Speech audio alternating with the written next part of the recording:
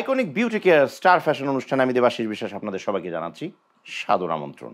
এবং আজকের অনুষ্ঠানে আমরা আপনাদের জন্য নিয়ে এসেছি আমাদের একজন প্রিয় মানুষকে, একজন প্রিয় অতিথিকে, যিনি অতিথি হয়ে এসেছেন এবং কিছুক্ষণ আমাদের সাথে গল্প করবেন।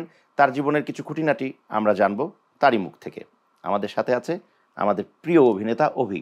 অভির পুরো নামটা আমাকে বলো এবং দর্শকদেরকে বলো। দাদা, আমার পুরো নাম হচ্ছে অনিক রহমান অভি। আচ্ছা, কিন্তু আমরা অভি নামেই সবাই চিনি এবং আমি তো ওকে অভি নামেই ডাকি। আচ্ছা অভি, আমি যেটা বলতে চাই সেটা হচ্ছে যে হয় না যে মানুষের একটা স্বপ্ন থাকে, একটা ফিল্ম ইন্ডাস্ট্রি যেখানে এত শত আর্টিস্ট নতুন নতুন ছেলে মেয়েতে গিজগিজ করছে, সেখানে যখন অভি প্রথম এন্ট্রি নিল, তো অভির মনে কি এটা এসছে যে এর ভেতরে আমি কি করব? আমি যদি বলতে চাই যে আমি ওইটা না ভাবারই সময় পাইনি। এই জন্য আমি যখন ফিল্মে আসি, আপনি খুব ভালো করে জানেন যে that time I was so young. কারণ মাত্র ইন্টার কমপ্লিট করে আমি শাহিন সুমনের মুভিতে হচ্ছে কাজ করি। যখন এফডিসিতে কাজ করছি দ্যাট টাইম হচ্ছে আপনার মুনতাজুর আকবর স্যার এসে আবার পরের ছবিতে সাইন করালো, মানে এফডিসিতে 2-3 দিন শুটিং এর পরেই। তারপরেই আবার এক সপ্তাহের মধ্যে আবার মোস্তাফিজুর বাবুর ছবিতে সাইনিং। তো পরাপর এত বড় বড় মানে তুমি সময় পাওনি, মানে ওই ভাবনাটাই ছিল না। আরেকটা যেটা বিষয়, আমাদের অনেক আর্টিস্টরাই বলে যে আমার আসলে ক্যামেরা কনসিয়াস ছিলাম, ক্যামেরা দেখলে ভয় লাগতো, বাট আমার না দাদা ওই ভয় ব্যাপারটাই কাজ করতো না। আমি ব্যাপারগুলো বুঝতামই না, মানে কোথায় ক্যামেরা কোথায় কি। আমাকে জাস্ট বলতো যে অভি এই ডান্সটা এইভাবে করতে হবে, জাস্ট আমি করে চলে এসেছি। কোন দিকে ক্যামেরা কোন দিকে কি এত কিছু আমি বুঝতাম। ওটা একদিকে তাহলে অ্যাডভান্টেজ হিসেবে কাজ করেছে কাইন্ড অফ। আর আরেকটা বিষয় যেটা ছিল যে তখন হচ্ছে আমার দাড়িটা মানে এখন যেভাবে উঠেছে তখন সেভাবে উঠতো না। আমাকে মেকআপ আর্টিস্টরা যখন মেকআপ দিত একটা গ্রিন শেড দিত আমাকে, তো সেটা আমার এত অপছন্দ ছিল যে আমার মানে এই মনে হতো কি যে আলাদা একটা পার্ট মুখের মধ্যে।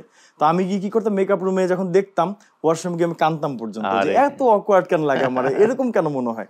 তো that time I was so young, that's why এত ভাবার সময় ছিল না, আর ভাবিও নি তাতে কখনো।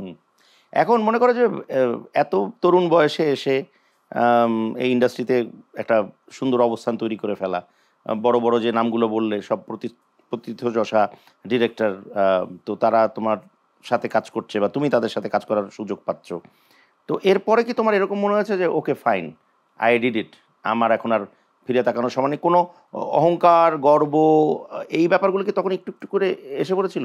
দাদা প্রাউড, কিন্তু হ্যাঁ দাদা প্রাউডের বিষয়টা যদি বলি সেটা হচ্ছে যে of course I feel so proud. আমি এমন ডিরেক্টরদের সাথে কাজ করার সুযোগ হয়েছে আমার, যে অনেকে যাদের স্বপ্ন দেখে যে আমি ওনাদের কাজ করতে চাই, বাট আমার শুরুটা হচ্ছে তাদের হাত থেকে। আর যেটা বিষয় যে যদি বলি যে অহংকারের কথা, না ওইটাই আমি বলছি, যদি অহংকারের কথাটা যদি আমি বলি, ওই ব্যাপারটা আমি বুঝি না। কেন বুঝি না? কারণ আমি মিডিয়াতে কাজ করছি, কখনোই আমার টেন্ডেন্সি ছিল না আমি বড় স্টার হব। আমার কাছে মনে হচ্ছে আমি এভরিডে কাজ করব, আমি কাজ পাগল মানুষ। আমাকে অনেকেই, এখন আমি যেমন ছোট পর্দায় কাজ করছি, আমি বিভিন্ন ইউটিউব চ্যানেলের কাজগুলো করছি, এই বিষয়গুলো অনেক একটু মানে একটু হেয় ভাবেও দেখে। কেন আমি জানি না কেন, বাট আমার কাছে মনে হয় যে আমি সেম কাজগুলো করছি। এরকম কি মনে হয় যে এ বাবা তো হিরো ছিল বড় পর্দার, ওখানে এখন আর পায় না কিছু জায়গা, তাই এখানে কাজ করছে, এরকম কি? এটা হয়তো তাদের মাথায় এটা আসে, বাট আমার কিন্তু একদমই আসে না। আমার কাছে যেটা মনে হয়, আমি একটা ছেলে মানুষ, আমার একটা সংসার আছে, এভরিডে আমাকে ঘর থেকে বেরোতে হবে এবং একটা টাকা নিয়ে আমাকে ঘরে ঢুকতে হবে, এবং কাজ করতে হবে। আর এই যে কাজগুলোর কথা তুমি বললে, যেগুলো তুমি এখন করছো ওই ফিল্মের কাজের বাইরে, এগুলো তো কাজ ডেফিনেটলি। ইভেন আমার কাছে মনে হয় যে এটা আরো বেশি টাফ। আমরা ফিল্মে যখন কাজ করি, আমরা হচ্ছে সারাদিনে 3 থেকে 4টা সিকোয়েন্স করি, ম্যাক্সিমাম 5টা। তো আর এখানে হচ্ছে যে এভরিডে একটা গল্প, সেখানে 15টা সিনও থাকে, 16টা সিনও থাকে, কখনো কখনো 20টা সিন পর্যন্ত করতে হয়। সেটা আমার কাছে মনে হয় আরো বেশি টাফেস্ট। সো এইখানে কাজ করাটা, মানে যারা দূর থেকে বলে যে কেন করছে, কিভাবে করছে, মানে আমি বলবো যে প্লিজ একবার করে দেখো, একবার করে দেখো এবং দেখাও। আর আরেকটা যেটা বিষয় সেটা হচ্ছে যে এভরিডে আমি একটা ভালো ইনকাম করছি, আমার কারোর কাছে হাত পাততে হচ্ছে না, আমার কারোর কাছে কোনো সাপোর্ট নিতে হচ্ছে না, আমার সংসার আমি নিজে খুব ভালো চলতে পারছি, আমি আমার সংসারকে খুব ভালো চালাতে পারছি। এটাই হচ্ছে আমার অ্যাচিভমেন্ট এবং এটাই হচ্ছে আমার প্রাউডের জায়গা দাদা। আমি এভরিডে কাজ করছি। একটা পর্যায়ে এরকম এসেছিল যে অভির জীবনে একটা বড় রকমের আঘাত এসেছিল, এবং সেই আঘাতটা মানসিক আঘাত সবচেয়ে বেশি ছিল, এবং সেখান থেকে আমরা সেটার দিকে যাচ্ছি না, বাট আমার দর্শকদেরকে জানানোর একটা বিষয়ে আমি ভাবছি যে সেখান থেকে ওভারকাম করলেও কি করে, মানে থাকে না মানুষ ইন্সপায়ার্ড হবে, তাহলে যে এরকম জায়গার থেকেও ওভারকাম করা যায়। আমি যখন দাদা ওখান থেকে বেরিয়ে এসেছি, তার 3 দিনের মধ্যে দাদা আমি শুটিং করেছি। আচ্ছা, তো অনেকেই যখন আমি ওখান থেকে বেরিয়েছি অনেকেই নক করতো, অভি ফ্যামিলির কাছে ফিরে যায়নি, আমরা হচ্ছে অভিকে থাকার ব্যবস্থা করব, আইফোন গিফট করব। বাট মানে যেটা যেটা তারা গিফট করবে সেটা নিয়ে হচ্ছে আমি একটু কথা বলবো, তাদের নামগুলো বলবো, বাট আমি কখনো দাদা এটা অ্যালাউ করি না। তখন ওই ফোন না, তুমি প্রোডাক্ট হয়ে গেছে এট দ্যাট টাইম। তো আমি যেটা করেছি দাদা, আমি ওখান থেকে জাস্ট 3 দিনের মধ্যে আমি শুটিং এ ফিরে গেছি, এবং আমার কাছে একটাই কথা ছিল, সেটা হচ্ছে যদি আমাকে ভালো লাগে, আমাকে যদি সাপোর্ট করতে চাও, আমাকে কাজ দাও। ওই ট্রমার জায়গা থেকে যদি বলি, ওটা ওই সময় মানুষ যে পজিশনে তুমি ছিলে, ট্রমাটাইজড হয়ে অনেকে হয়তো যেটা খুব বাজে একটা বিষয়, সুইসাইডাল টেন্ডেন্সি কিন্তু চলে আসে। তো কখনো কি তুমি ওই সময় যখন ছিলে, কখনো কি এটা ভেবেছো যে এরকম পৃথিবীর এরকম সুবাতাস, আলো বাতাস যাই বলি না কেন? দাদা একটু আগে আপনি বলছিলেন যে তোমার কি তখন মনে হতো যে তুমি প্রতিদিন আমার কাছে মনে হচ্ছে প্রতিদিনই তুমি মারা গেছো। আমি আপনাকে তখন বলেছিলাম যে আমি প্রতিদিন না, আমার কাছে মনে হচ্ছে প্রতিটা মিনিট মারা যাচ্ছি, প্রতিটা সেকেন্ড মারা যাচ্ছি। এবং ওইটাই কিন্তু আমার একটা শক্তি ছিল, যে আমি যখন বেরিয়েছি আমার কাছে মনে হচ্ছে এটা আমার সেকেন্ড লাইফ, এবং এই লাইফটা শুধুই আমার, এই লাইফটা শুধু আমার, আমি কারো কথা শুনবো না, আমি জাস্ট আমার নিজের কথা শুনবো, আমি নিজের মতো করে উড়বো। কারণ 9টা মাস আমার কাছে মনে হচ্ছে দাদা 9 বছর। তো ওই সময়টা মনে হয় কি যে আমি একটা মানে বন্দি একটা পাখি, জাস্ট এখন আমি রিলিজ হলাম, এবং আমি আমার মতো করে উঠতে চাই, যত দূর যাওয়া যায় আমি উঠতে চাই। এখন সেটা আমার পেছনে যদি কেউ বলে যে অভি এই ধরনের কাজ কেন করছে, ওইটা কেন করছে, কিচ্ছু দাদা যায় আসে না, কিচ্ছু না, নাথিং। একটা জিনিস ভালো লাগলো, সেটা হচ্ছে যে হয় না যে এখন অভির মতো এরকম যাদেরই জীবনে এরকম হয়েছে, তো তারা যখন মুক্ত হয় এবং পরবর্তীতে তারা যখন আবার সফলতার পথে চলে, তখন একটা জিনিস মনে হয় যে না, চাইলে মন থেকে সবকিছুই করা সম্ভব। ডেফিনেটলি দাদা, আবার নতুন করে বাঁচা যায়, মনের জোরটা ভীষণ প্রয়োজন। একদম।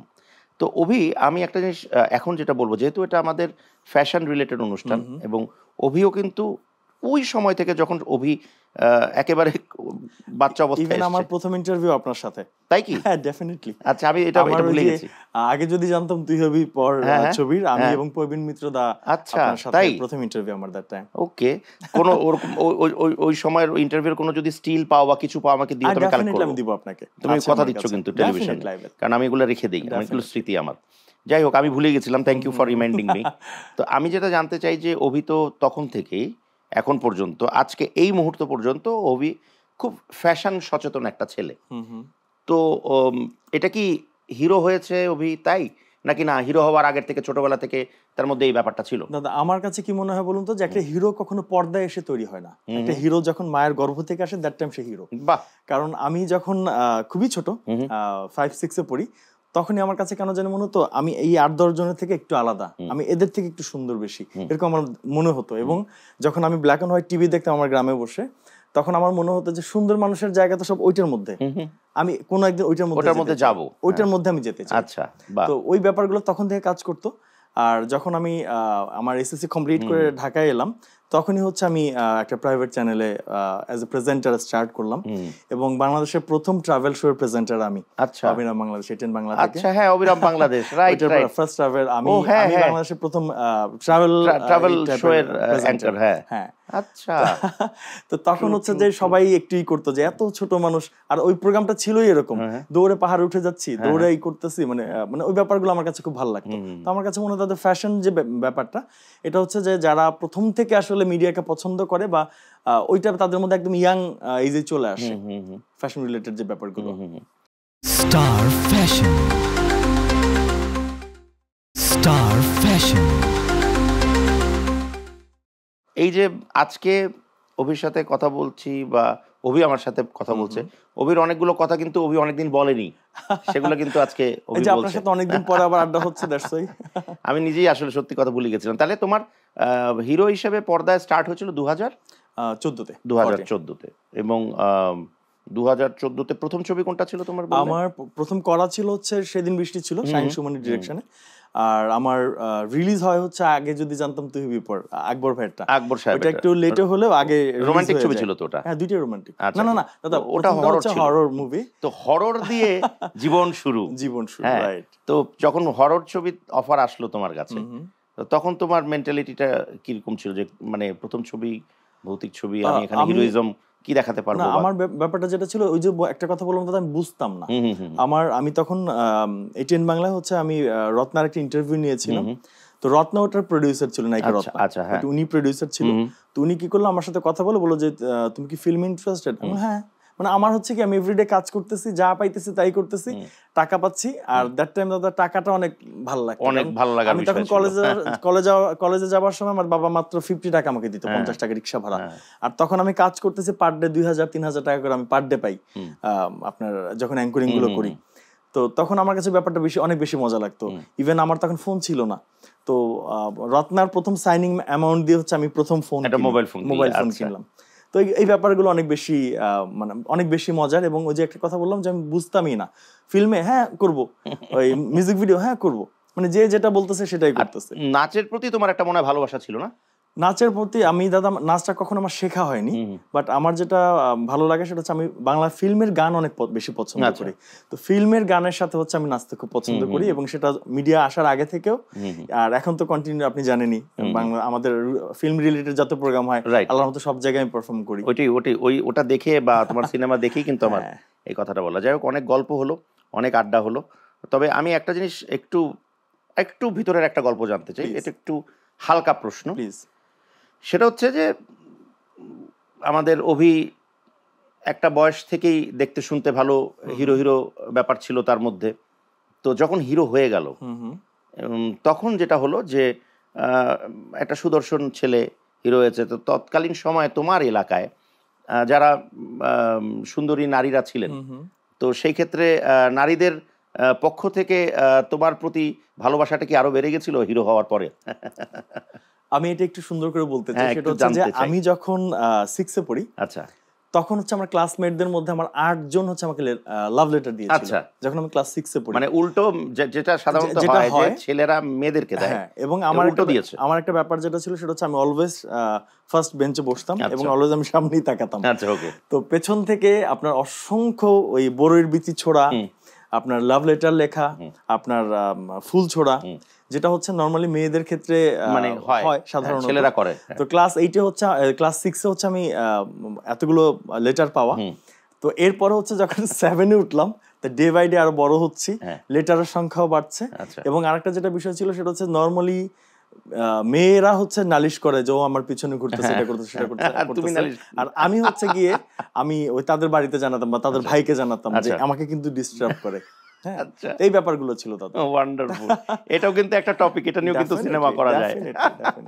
যাই হোক, সিনেমার কথা চলবে, আমি একসাথে যখন বসেছি, যদিও অনুষ্ঠানের প্রায় শেষ প্রান্তে আমরা, তো সিনেমা নিয়েই যেহেতু কথা চলছে এখনো, তো আমাদের একটা রিচুয়াল আছে এই অনুষ্ঠানের। সেটা হচ্ছে যে আমরা যেই আর্টিস্টই আসবে বা যেই অতিথি আসবেন, তার অভিনীত কোন একটা সিনেমার একটা গান আমরা দর্শকদেরকে উপহার দিই।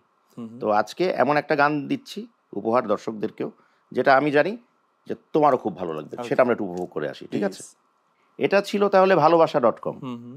এটা তোমার কবেকার রিলিজ? এটা আমার একদম লাস্ট রিলিজ, কোভিড এর সময়টাতে, আগ মুহূর্তে। আচ্ছা, মোহাম্মদ আসলামের ডিরেকশনে, আসলাম আঙ্কেলের ডিরেকশনে। আচ্ছা, যাও, আমরা দেখলাম, উপভোগ করলাম, তোমার সান্নিধ্য পেলাম, দর্শকরা তোমার কথা শুনলো, তারাও উপভোগ করেছে, আজকে অনেক মজা হলো।